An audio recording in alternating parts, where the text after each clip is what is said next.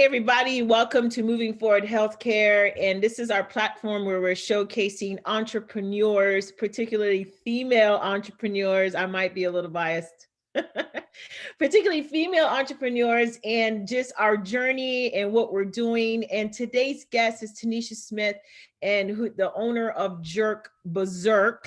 And she is a jerkstress, and with a unique combo from St. Vincent and Jamaica. And I thought, wow, that is really amazing. But I will let Ms. Tinisha talk about herself because I cannot do her no justice. I'm going to go ahead and introduce this fabulous, fabulous lady, and she's going to tell us about her journey and how she ended up with, Jerkberserk and where she is and where we're going. Tinisha? Okay, thank you very much, Tracey. It's such a pleasure and honor to be here. And Jerkberserk. So I started with a passion for cooking very early on in life.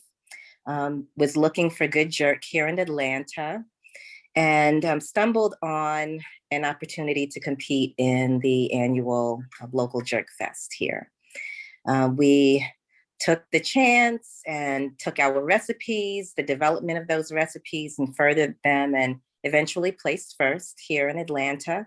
I've been knighted jerkstress and have kept the name. I go by Jerkstress Nishi, and Jerkberserk was born once I started catering. We decided to open a location. So we now have a house here in Atlanta, specifically Sandy Springs, and we'll be serving the Atlanta North area and surrounding areas with fusions between jerk from Jamaica and other flavors within St. Vincent. So Caribbean fusion is what we'll present. Hungry already. I will be the first in line. I love me some jerk. So I hail from the island of Jamaica. So we're big but with taliwa, right? Yeah, right. We're little but with taliwa is what we said. Right. So she's rocking that yellow, representing the Jamaican side today. Shout out St. Vincent. We're not going to take it personal, right? But we're all one. It's common. We have yellow and green in common, both flags. We do. We do. Add that black, and that's what matters. All right. Add it over there. But moving right along, and I'm gonna put my specs on here. So we can get into it. So I really want us to talk about, as a woman of color, right? Like the obstacles we have to overcome and deal with and manage, not just in the entrepreneurial space, but in general.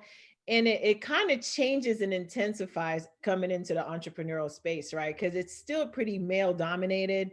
And you have an interesting background with finance.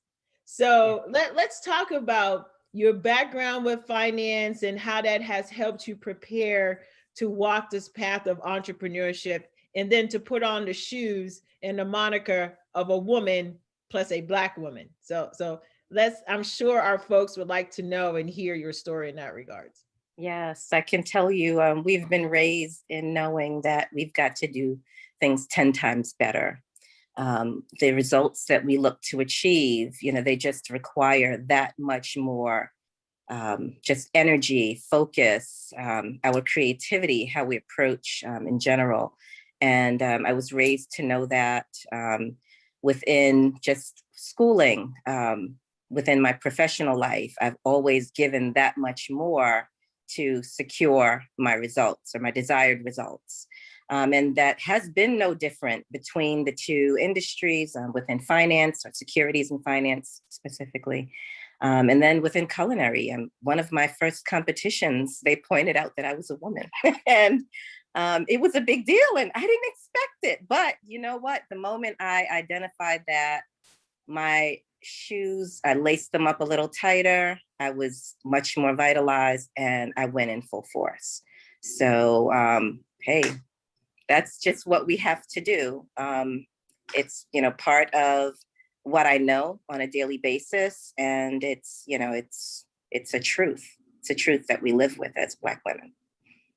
Right. So we're not unfamiliar with adversity and obstacles and surmounting those, right?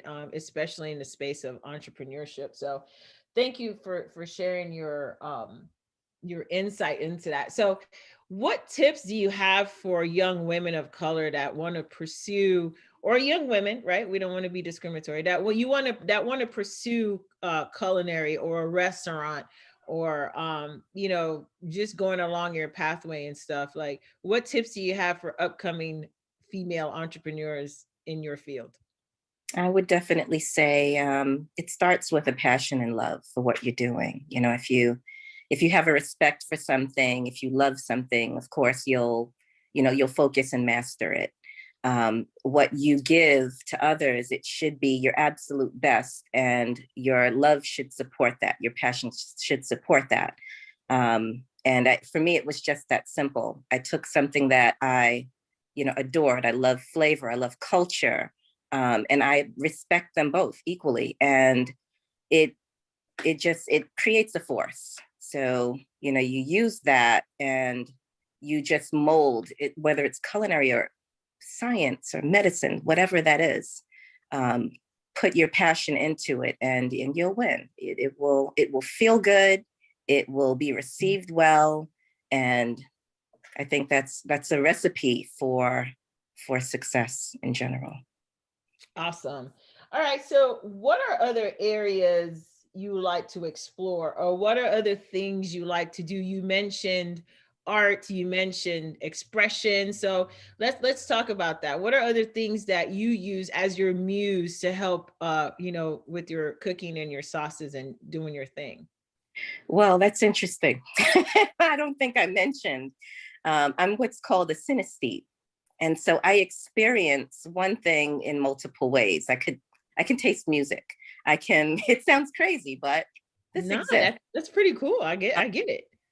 It inspires me. So, I'm not going into any space without color.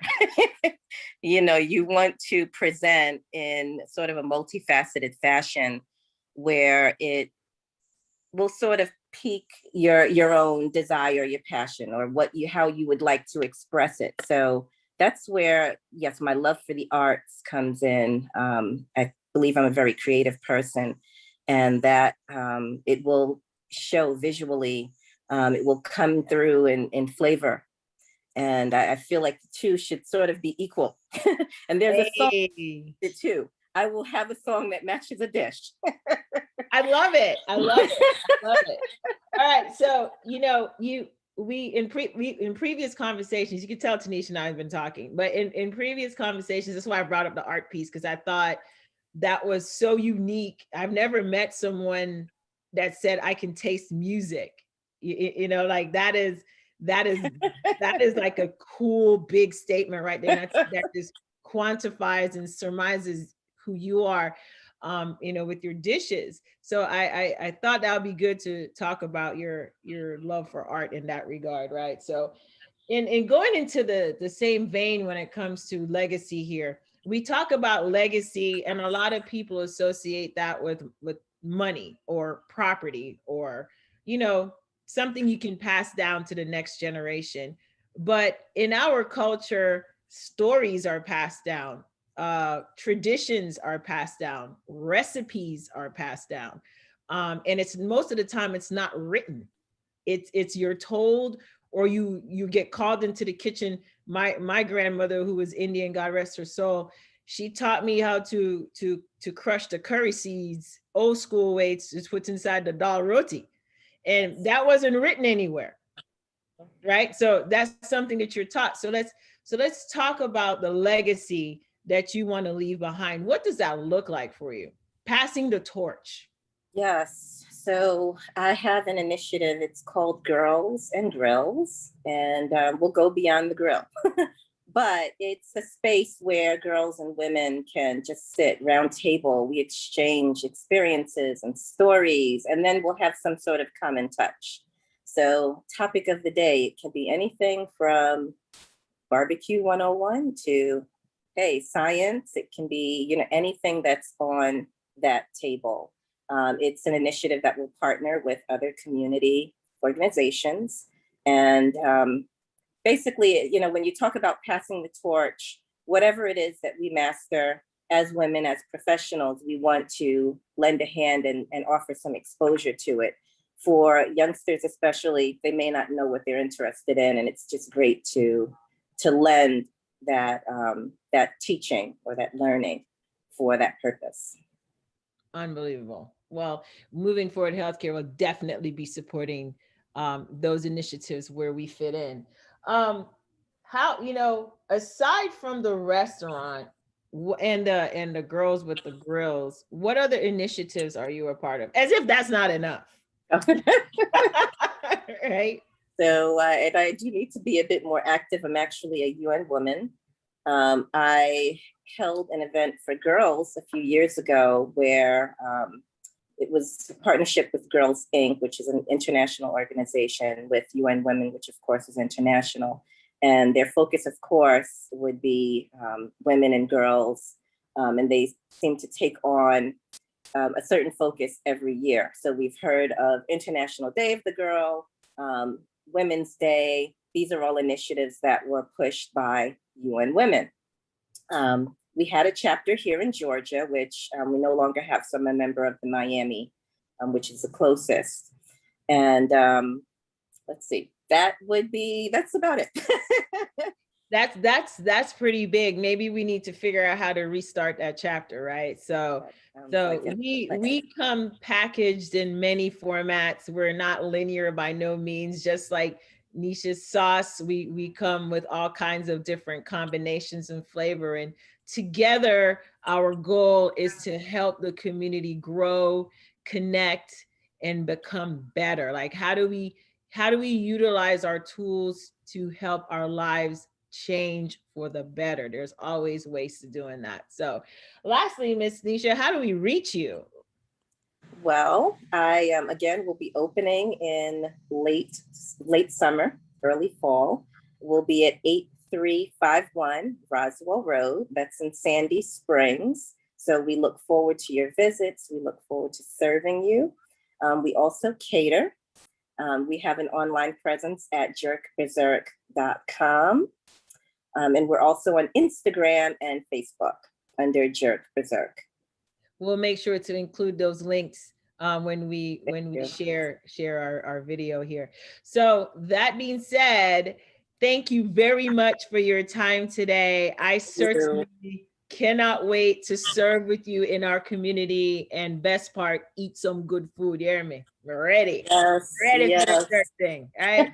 All right. Thanks, everyone. Thanks for joining Moving Forward Healthcare as we continue to work within the community to share with you guys the good things that's happening that is not just sequestered to healthcare, but as a community. You guys have a great day, and we'll see you soon.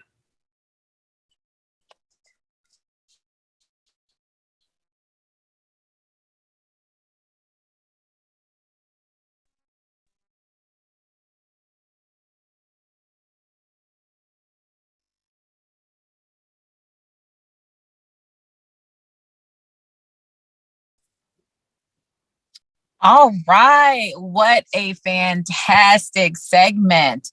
So I know some of you thought you were going to see Tracey, but guess what? We live this life. Tracey is out getting a all too well-known mammogram. So hopefully you all can respect that, right? This is what we do. We'll probably be sharing a little bit about her experience coming up, but would love to continue this conversation with Tinisha. So Tinisha, I have so many questions for you. So first, you talked a little bit in the beginning about just female entrepreneurship, and especially a restaurateur and a Caribbean woman. Tell us a little bit more about that, especially around pushing the limits on creativity and, what that experience is going to be once the restaurant opens. Tell us a little bit more about what someone can expect. Yes, and thank you for that question, Arnitra. Good day to everyone. I'm so grateful to be here. It has been a full spectrum experience. It's a lot of creativity that goes into everything from the flavors to the presentation, how we present our food, how we present our experiences outside of the restaurant space within the Atlanta area. We're really excited about getting started and serving the community and making those familiar with these wonderful flavors that we have based on my Jamaican and Vincentian heritage. So yeah, it's been a really exciting experience for us, and just getting it all together for what will contribute as the Caribbean experience within Sandy Springs and Atlanta. Awesome.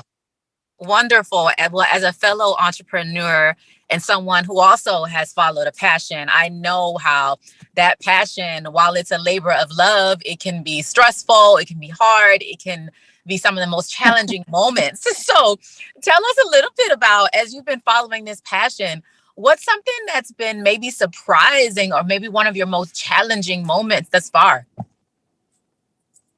I'd say let's redirecting the energy. So yes, there is a lot of stress, one with starting a new business, with maintaining your passion for something you have a love for, and you want it to come across as, this wonderful thing to present to the world, and what that looks like as we step into new environments. It's great to see the familiarity to those who we serve. And sometimes people are unfamiliar. So bringing the education in and saying, hey, this is where we're from. These are the flavors that we use.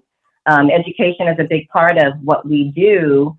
People first learn, if they're unfamiliar, they learn the new flavors, they learn the culture, and they may be surprised by it. It adds an additional layer to what we do. And, that can pose as a challenge sometimes, but it's rewarding because I've just brought awareness to something that may have been, shy within that experience. Yeah.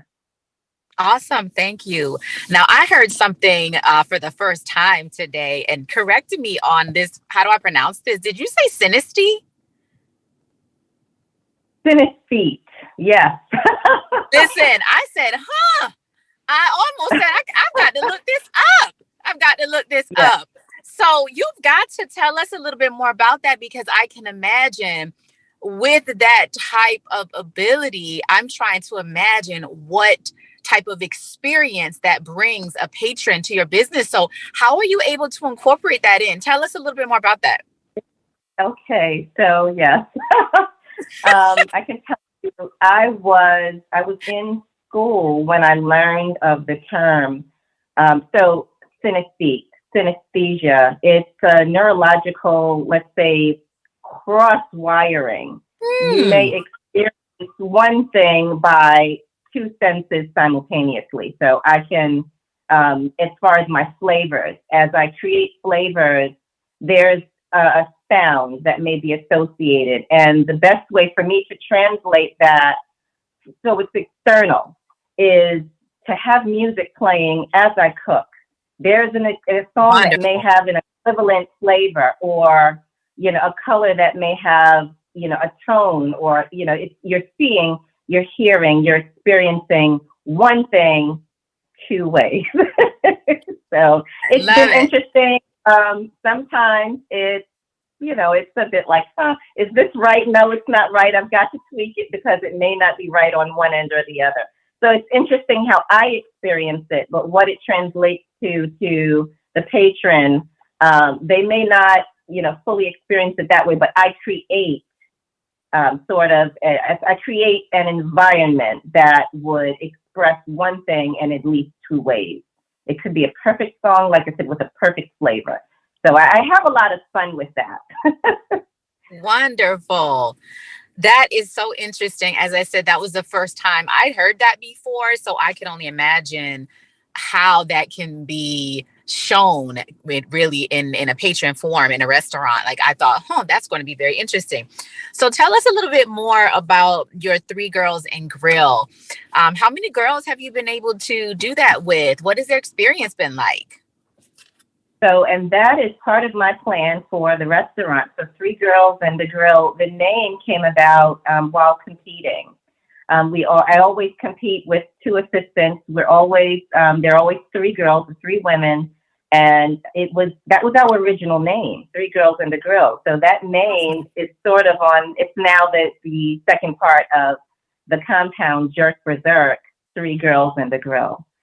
So it's sort of carried along with us, but the plans are to involve girls in our process and to bring other educators in to teach, whether it's science, to offer, exposure to certain industries outside of culinary.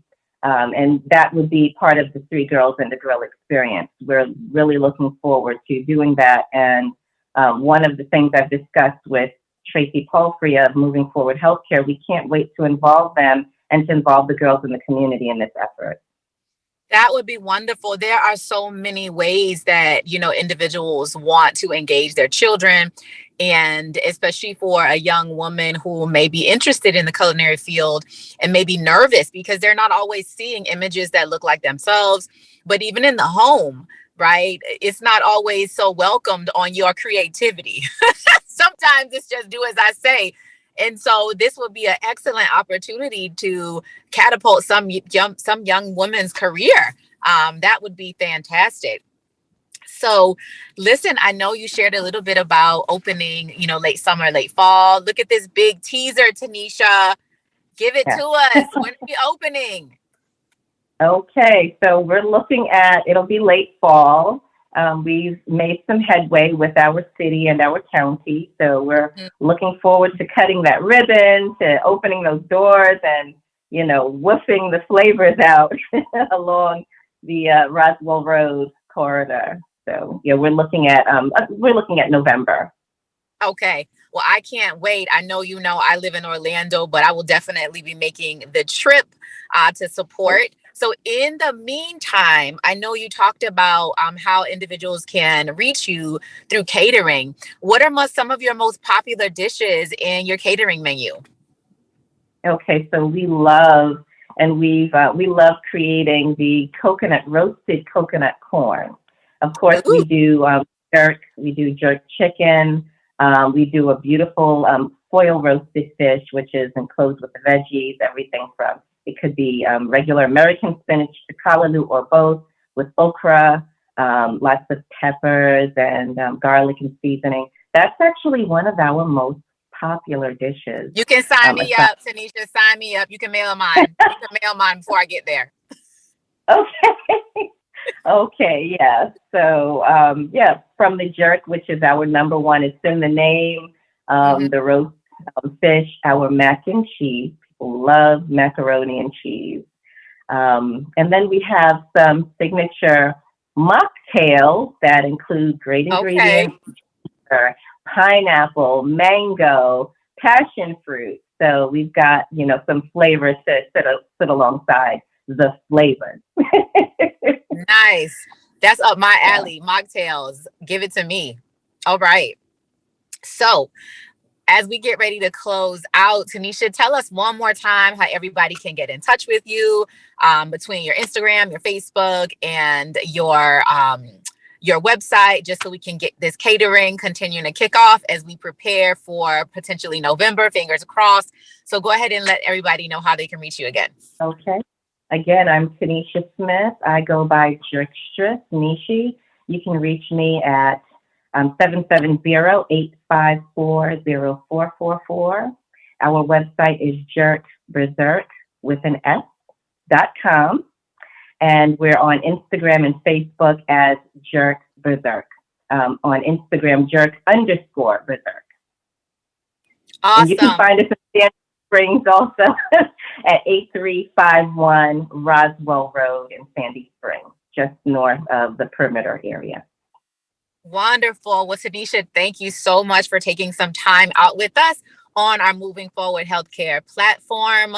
So thank you. And so everybody who joined, please check out the restaurant when it opens, and all of our normal loyal listeners for our Thursday powwows. Please make sure you join us next Thursday as we continue to explore stress management and also around pre-COVID diagnosis and post-COVID diagnosis on Moving Forward Healthcare YouTube site. Send us your questions on BPNC Orlando or on Moving Forward Health on Instagram or Facebook.